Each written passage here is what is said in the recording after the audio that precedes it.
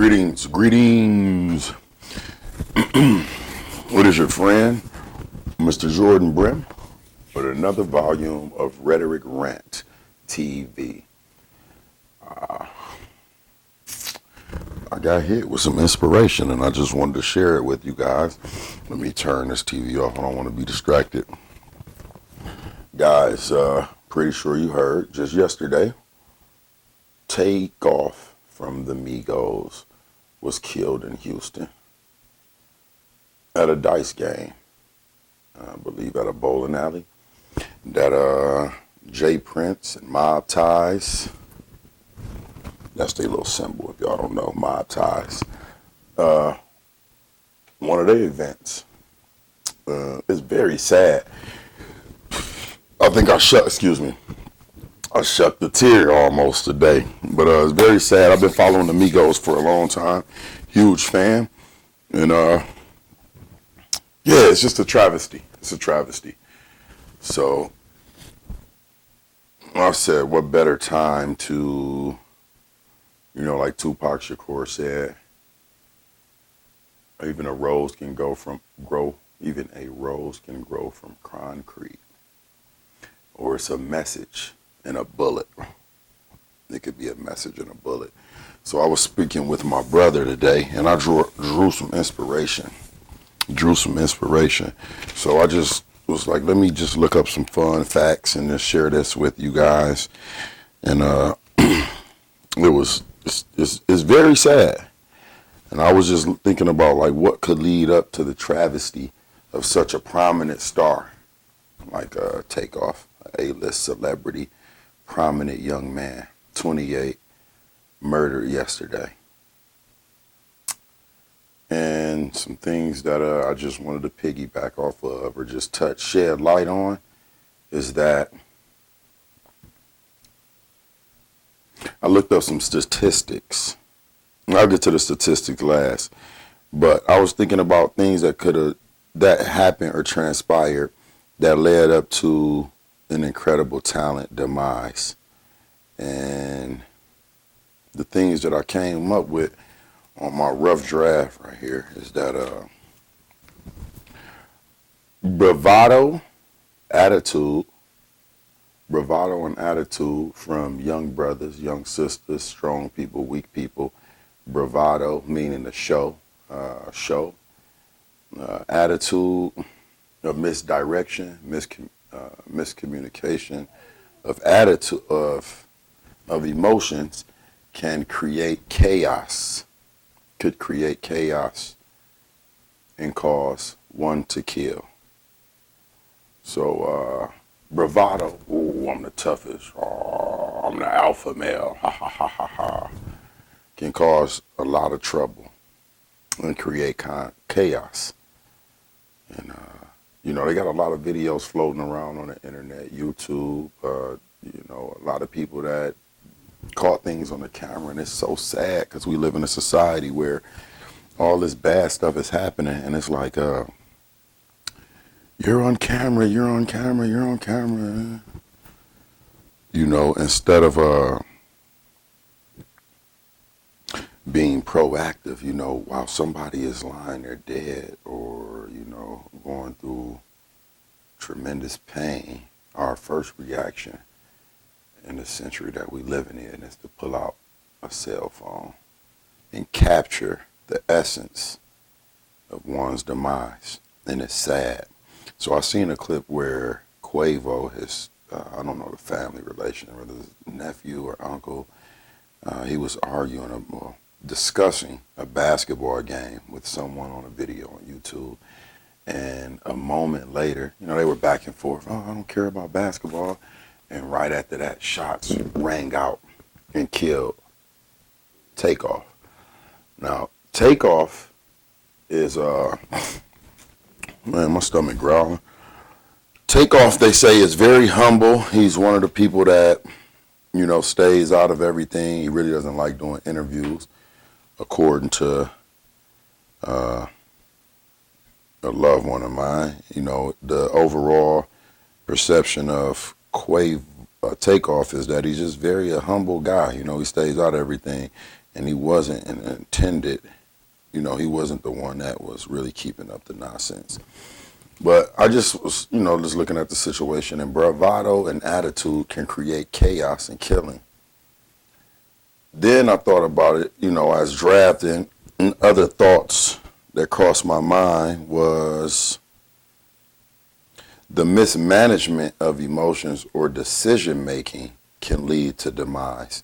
The mismanagement of emotion or decision making can lead to demise, meaning that I don't know the man's financial wealth or his worth, but some speculate that he is a real millionaire, like he's a multi-millionaire.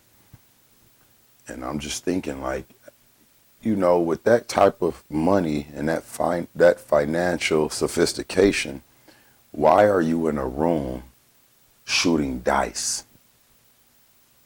How big could the pot be that you're in a room shooting dice and you're a multi-millionaire? So that mismanagement of decision making can also lead to a demise. Like, what would you win in a pot?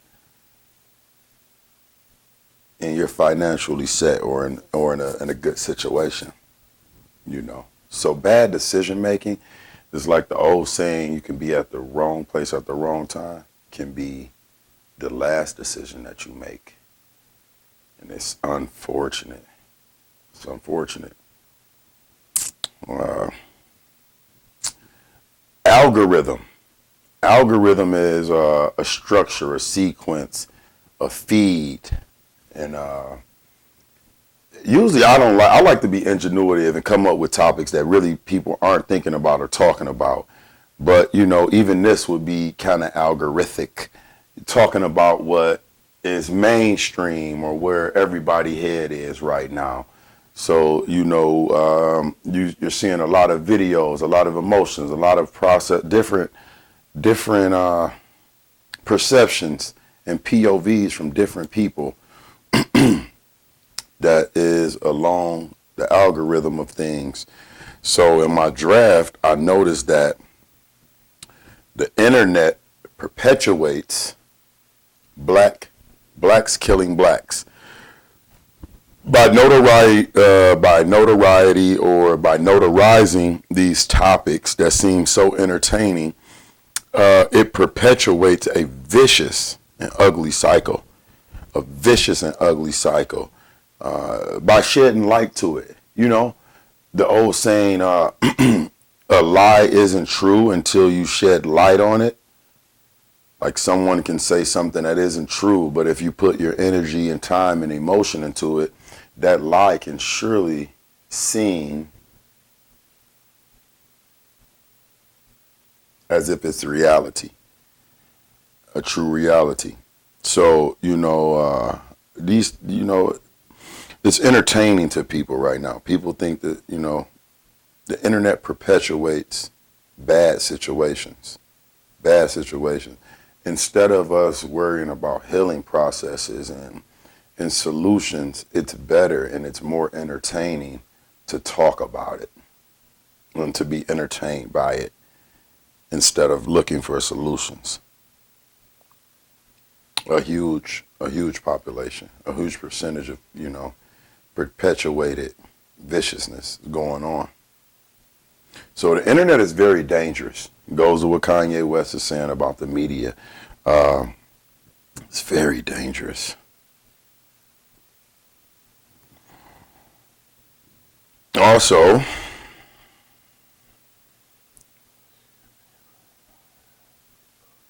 the internet can create competitiveness. It can cause one to compete with each other, and it really has an algorithm and system of really pulling each of us down, whether we know it or not, subconsciously. You may not put energy in trying to learn something, but if it's around you every day, every second, every hour, many adapt to their situation subconsciously and not even know it.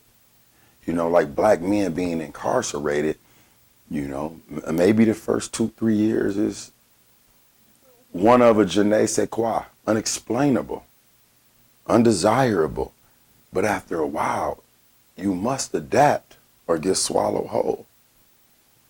So by putting these things in front of our face constantly and constantly and constantly and constantly and drilling it in our head, people are learning things unconsciously and don't even know it.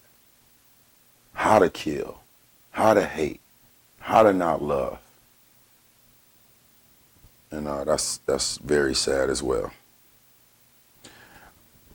I'm going to wrap this up and conclude this thought process that I had tonight by some statistics.